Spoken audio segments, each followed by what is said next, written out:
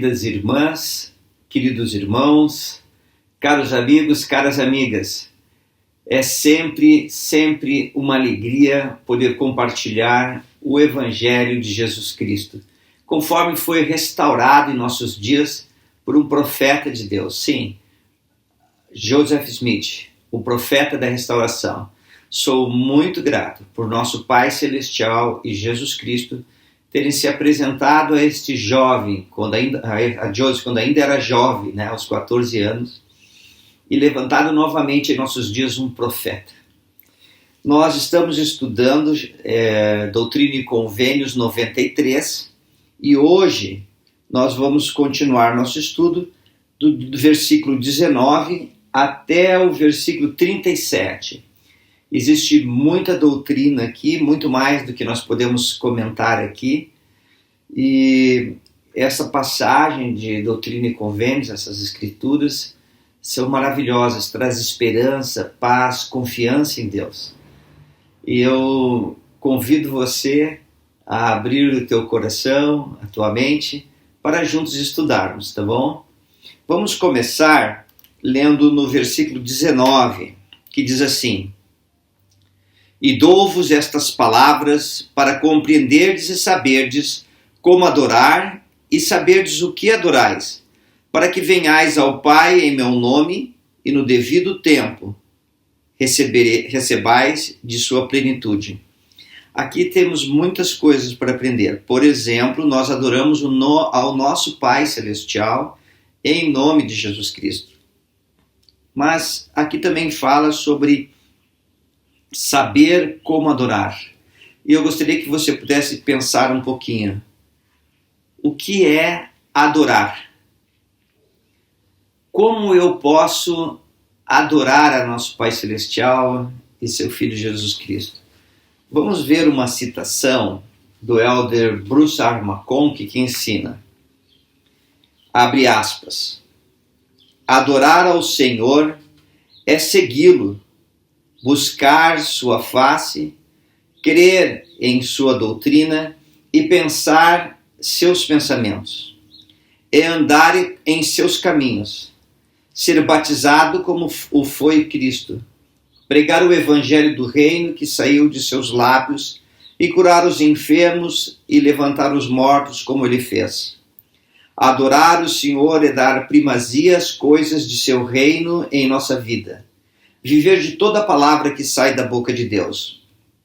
Concentrar todo o coração em Cristo e na salvação que ele nos possibilitou. E andar na luz como ele na luz está. Realizar as coisas que ele quer ver feitas. Fazer o que ele faria em iguais circunstâncias. Ser como ele é. Adorar o Senhor é andar no Espírito. Elevar-se acima das coisas carnais, refriar as paixões e vencer o mundo. E pagar o dízimo e as ofertas, e atuar como mordomos sensatos nas coisas que foram confiadas ao nosso cuidado, e empregar os talentos e meios em prol da difusão da verdade e da edificação de seu reino. Adorar o Senhor é ser casado no templo, ter filhos, ensinar-lhes o Evangelho, criá-los em luz e verdade. E aperfeiçoar a unidade familiar, honrar a nosso pai e a nossa mãe. É o homem amar sua mulher de todo o coração e apegar-se a ela e a nenhuma outra. Adorar o Senhor é visitar os órfãos e as viúvas em sua aflição e guardar-se da corrupção do mundo. E trabalhar num projeto de bem-estar, administrar aos enfermos, sair em missão, ser mestre familiar e realizar noites familiares. Adorar o Senhor é estudar o Evangelho, entesourar luz e verdade, ponderar no coração as coisas do reino e torná-las parte da vida, e orar com todo o vigor da alma, pregar pelo poder do Espírito, cantar hinos de louvor e ação de graças. Adorar é trabalhar, estar ativamente empenhado numa boa causa, tratar dos negócios do Pai, amar a nossos semelhantes e servi-los. e alimentar os famintos, vestir os despidos, confortar os que choram, amparar as mãos inermes e fortalecer os joelhos débeis. Adorar o Senhor é defender valentemente a causa da verdade e justiça, fazer sentir sua influência para o bem nos campos cívico, cultural, educacional e governamental, e apoiar aquelas leis e princípios que promovam os interesses do Senhor na terra. Adorar o Senhor é ter bom ânimo, ser destemido, ser valente, ter a coragem de nossas convicções vindas de Deus e manter a fé. E 10.000 vezes 10.000 coisas, e guardar os mandamentos de Deus e viver a lei inteira do Evangelho. Inteira. Que bonito, né? Está na Liahona de outubro de 1972. O título é Como Adorar, de Bruce R. McConkie. Então, estamos adorando ao Senhor, ampliamos nossa visão sobre o que significa adorar ao Senhor. Vamos continuar aqui no versículo 20, 93, 20. Porque se guardardes meus mandamentos, recebereis de sua plenitude, e sereis glorificados em mim, como eu o sou no Pai. Portanto, digo-vos, recebereis graça por graça. Observe no 19 que o Senhor fala assim, né? E no devido tempo recebais de sua plenitude. Receber da plenitude do Pai. E daí no 20 fala, se guardar os mandamentos, recebereis de sua plenitude. E sereis glorificados. Como eu, né? Jesus Cristo falando como ele é glorificado. O que significa receber da plenitude do Pai? Lembra, tudo que é ensinado no Evangelho de Jesus Cristo é para que possamos receber a plenitude do Pai. O profeta Joseph, certa vez, ele ensinou sobre este princípio e ele disse assim, abre aspas, aqui então está a vida eterna, conhecer o único Deus sábio e verdadeiro. E você tem que aprender como ser deuses, indo de um pequeno grau para outro e de uma pequena capacidade para uma grande, de graça em graça, até que você atinja a ressurreição dos mortos e seja capaz de habitar nas chamas eternas e sentar-se na glória como fazem aqueles que estão entronizados no poder eterno. Os justos que morreram ressuscitarão para habitar no fogo eterno, na glória imortal, não para mais tristeza, sofrimento ou morte, mas serão herdeiros de Deus e co-herdeiros de Jesus Cristo.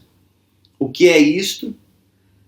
Para herdar o mesmo poder, a mesma glória e a mesma exaltação, até chegar à posição de um Deus e subir ao trono do poder eterno, o mesmo que aqueles que o antecederam. Está nos ensinamentos, fim da citação, está nos ensinamentos do presidente da igreja, José Smith, de 2007, página 221. O que nós estamos aprendendo no Evangelho restaurado, nas boas novas de Jesus Cristo? Nós estamos aprendendo que estamos aqui nesta terra como parte do plano de salvação e alegria de nosso Pai Celestial, para um dia podermos voltar à sua presença como filhos, mesmo como Jesus Cristo, voltarmos santificados, puros, cheios de luz, de glória, como filhos de Deus. Estamos aprendendo, queridas irmãs, queridos irmãos, a como nos tornarmos deuses, como nosso Pai e Jesus Cristo são. Ora ao Senhor para que esta doutrina não seja agressiva demais aos nossos ouvidos, mas possa vir como um bálsamo. Que possamos entender que nós não progredimos de uma única vez, mas de grau em grau, de passo a passo. E tudo isso é graças ao Evangelho de Jesus Cristo, graças à expiação do Salvador, que nos permite progredir, prosperar. Muito bem. Vamos continuar aqui. Como eu disse, esses poucos versículos são ricos em doutrina, que enche nossa alma de esperança e de fé no Salvador e em nosso Pai Celestial.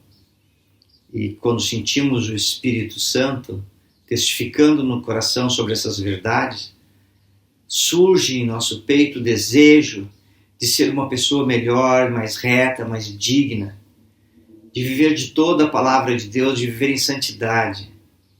Que maravilha, que maravilha. Vamos continuar aqui. No 21 diz assim: e agora em verdade vos digo, eu estava no princípio com o Pai e sou o primogênito. E todos os que são gerados por meu intermédio são participantes da mesma glória e são a igreja do primogênito. Aqui nós aprendemos que o Salvador, Jesus Cristo, no princípio estava com o Pai. E que ele é o primogênito, o primeiro filho espiritual de nosso Pai Celestial. E nós aprendemos aqui que, por intermédio de Jesus Cristo, né, quando nós aceitamos Jesus Cristo em nossa vida, nós participamos da mesma glória que Jesus Cristo possui. Quando aceitamos suas ordenanças e vivemos retamente. E então, dias virão em que participaremos e seremos membros da igreja do primogênito. A igreja do primogênito é a igreja que vai existir nos céus. A igreja das pessoas que são exaltadas. Muito bem. Você parou para pensar que o Evangelho de nosso Salvador, Jesus Cristo, ele está repleto de bênçãos incontáveis para todo aquele que é fiel? Que dádiva gloriosa recebemos de nosso Pai Celestial, a oportunidade sagrada de receber o Evangelho na nossa vida. E assim podermos viver e crescer de graça em graça até o dia perfeito de estarmos com nosso Pai Celestial Jesus Cristo. Vale a pena viver para isso. Não importa a circunstância que estamos vivendo no momento. As promessas de nosso Pai Celestial Jesus Cristo sempre se cumprem. Continuando no 23. E olha como ela é pessoal agora, esse 23, essa escritura. E vós também no princípio estáveis com o Pai. Aquilo que é Espírito, sim, o Espírito da verdade. E a verdade é o conhecimento das coisas como são, como foram e como serão. E o que for mais ou menos do que isto é o espírito daquele ser iníquo, que é um mentiroso desde o princípio. O Espírito da verdade é de Deus. Eu sou o Espírito da verdade, e João prestou testemunho de mim, dizendo: ele recebeu a plenitude da verdade, de toda a verdade. Só uns comentáriozinhos rápidos aqui.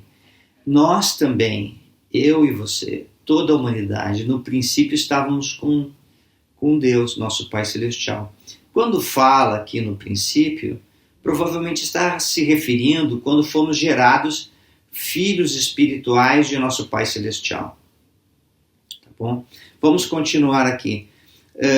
Também comenta aqui sobre a verdade, o conhecimento das coisas como eram, como são e serão, e que Jesus Cristo é o Espírito da verdade, né? Lembra o que é a verdade, quem era você na existência pré-mortal, quem você está se tornando agora, quem será você no futuro. Tudo isso faz parte da verdade. E lembra, nosso Pai Celestial fez esse plano maravilhoso e possibilitou que viéssemos a essa terra para ter sucesso e continuarmos progredindo eternamente. Vamos ver no 27 aqui, 28 e 29. E homem algum recebe a plenitude, a não ser que guarde seus mandamentos. E aquele que guarda seus mandamentos recebe verdade e luz, até ser glorificado na verdade e conhecer todas as coisas. E observe o 29. O homem também estava no princípio com Deus. A inteligência, ou seja, a luz da verdade, não foi criada nem feita, nem verdadeiramente pode sê-lo. Aqui o Senhor fala de inteligência. E o que é inteligência quando nós estamos estudando o Evangelho? O presidente Joseph Fielding Smith, ele ensinou o seguinte, abre aspas, alguns de nossos escritores se esforçaram para explicar o que é uma inteligência, mas fazer isso é fútil, pois nunca nos foi dado um insight desse assunto além do que o Senhor revelou fragmentariamente.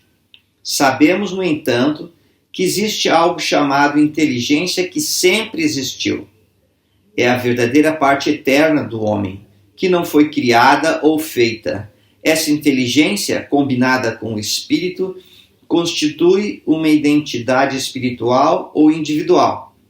O espírito do homem, então, é uma combinação da inteligência e do espírito, que é uma entidade gerada por Deus. Fim da citação. Então, observe. Nós somos co-herdeiros com Cristo, somos de eternidade a eternidade, todos nós, cada um de nós. Você é eterno, todos nós somos. Mas em determinado momento, nosso Pai Celestial nos criou, nos gerou como seus filhos espirituais.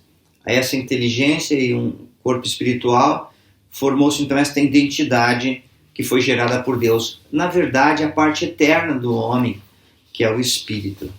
Muito bem. Vamos continuar aqui. No 30. Toda verdade é independente para agir por si mesma, na esfera em que Deus a colocou, como também toda inteligência. Caso contrário, não há existência. Eis que isto é o livre-arbítrio do homem, e isto é a condenação do homem. Porque aquilo que foi desde o princípio lhes é claramente manifestado, e eles não recebem luz. Olha que interessante assim. Nosso Pai Celestial nos gerou como filhos espiritual e nos deu o arbítrio para podermos exercer escolha. Então fez com que nascêssemos nessa terra e deu-nos o arbítrio. Algo interessante aqui que eu queria compartilhar é Moisés, capítulo 4, lá em Pérola de Grande Valor, dos versículos 1 a 4. Olha aqui o ensinamento que nós recebemos. E eu, o Senhor Deus, falei a Moisés dizendo, aquele Satanás a quem tu deste ordem em nome de meu unigênito é o mesmo que existiu desde o princípio. E ele apresentou-se perante mim, dizendo, eis-me aqui, envia-me, serei teu filho e redimirei a humanidade toda, de modo que nenhuma alma se perca, e sem dúvida eu o farei. Portanto, dá-me tua honra.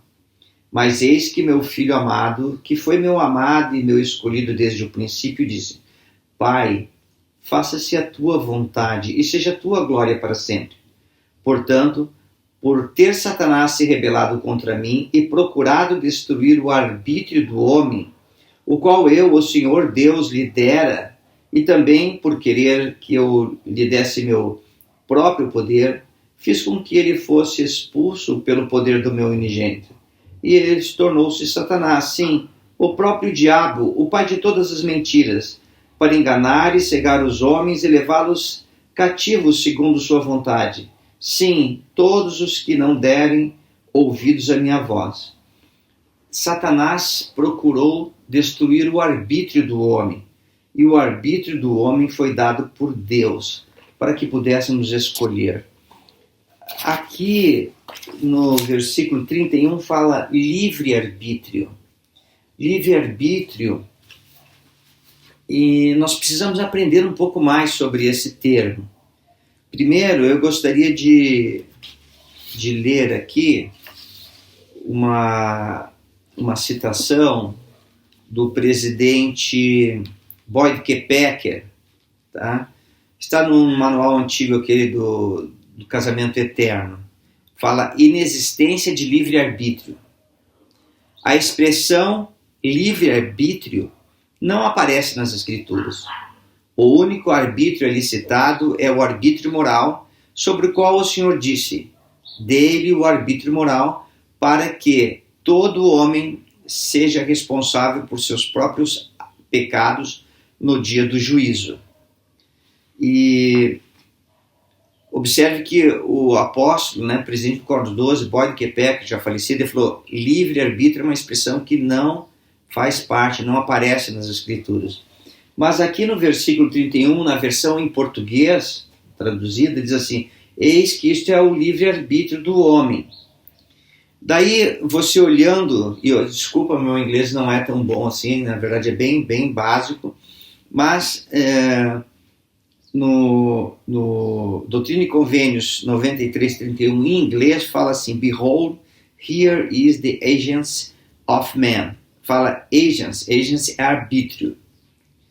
Porém, quando foi traduzido para o português, as pessoas que o traduziram como livre-arbítrio.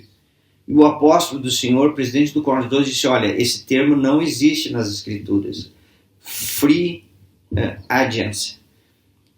Free agents does not appear in the Scriptures. É o que ensina o presidente Boyd K. Packer.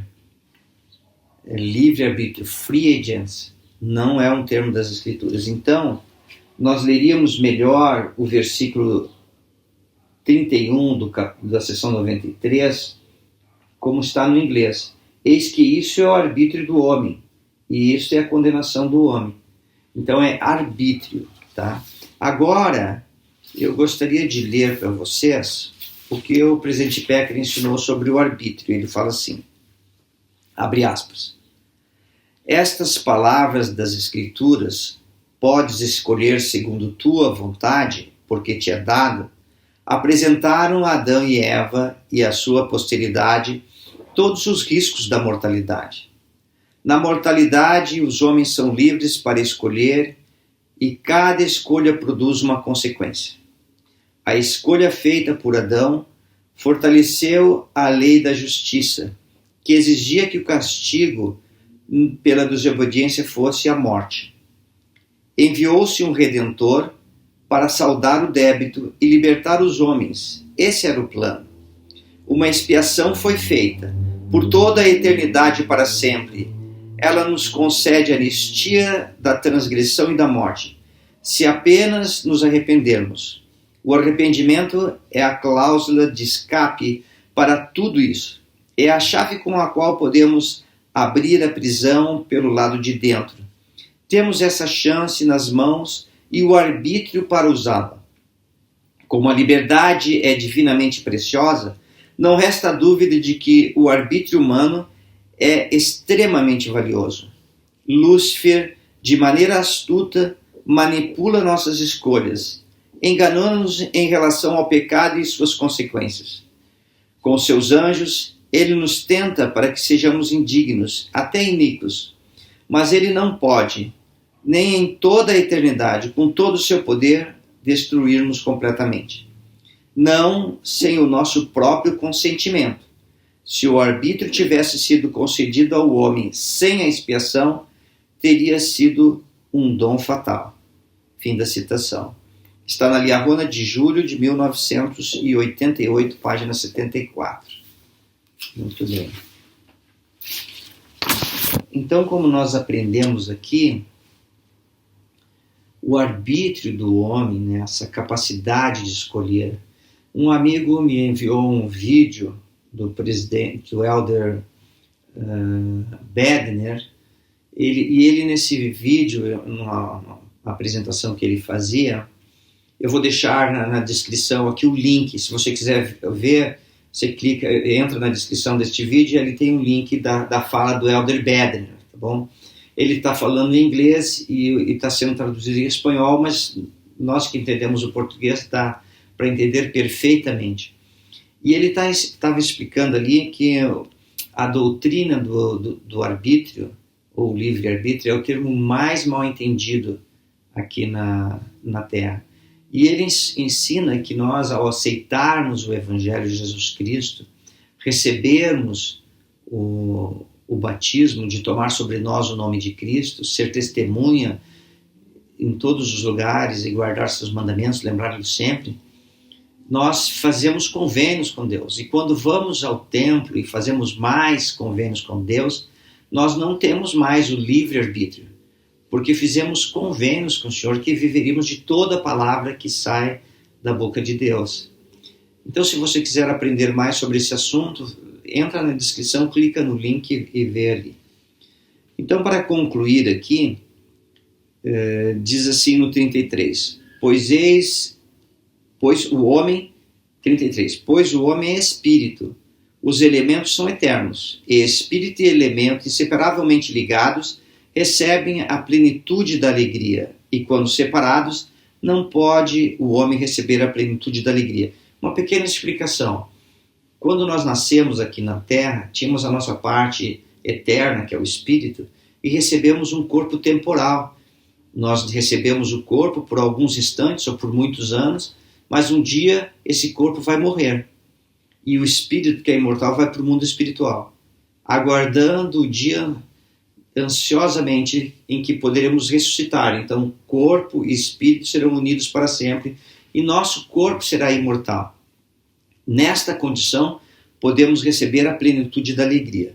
No 35, os elementos são o tabernáculo de Deus. Sim, o homem é um tabernáculo de Deus, ou melhor, templos, e qualquer templo que for profanado, Deus destruirá este templo.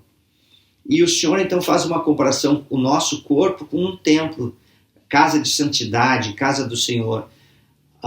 O nosso corpo é a casa do nosso espírito, tem a aparência do nosso espírito.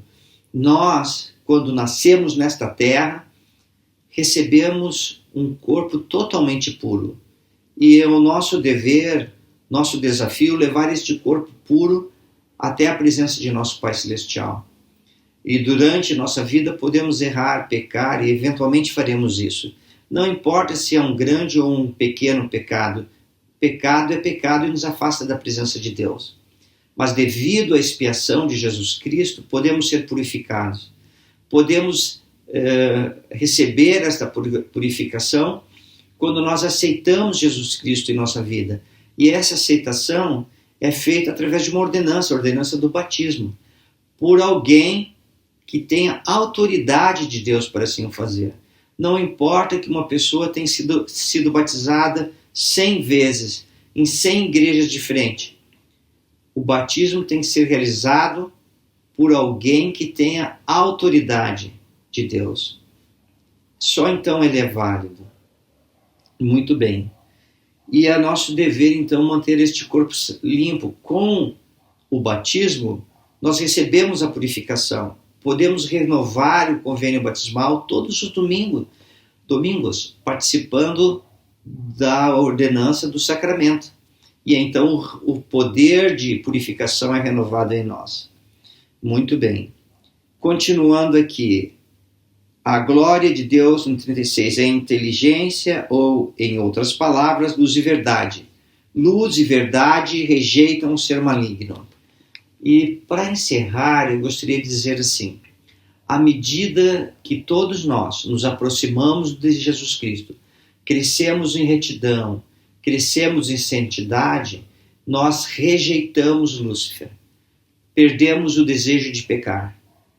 Desejamos viver de toda palavra que sai da boca de Deus. Tornamo-nos pessoas puras, santificadas, devido à expiação do Salvador. Queridas irmãs, queridos irmãos, continue crescendo de graça em graça. E dias virão, num futuro, em que poderemos nos encontrar com nosso Salvador e nosso Pai Celestial e permanecer com eles, como filhos amados. Esse é o grande desejo e anseio de toda a alma que busca conhecer o Salvador Jesus Cristo. E eu deixo esta pequena mensagem com meu amor por vocês, em nome de Jesus Cristo. Amém. Tchau, queridas irmãs, queridos irmãos, cuide-se, mantenha-se firmes, jovens, continue vivendo o Evangelho, descubra o Borô, estude as Escrituras, passe por experiências espirituais, adquira seu próprio testemunho. Vale muito a pena. Crianças, um abraço do Vovô Dé. Tchauzão, tchau.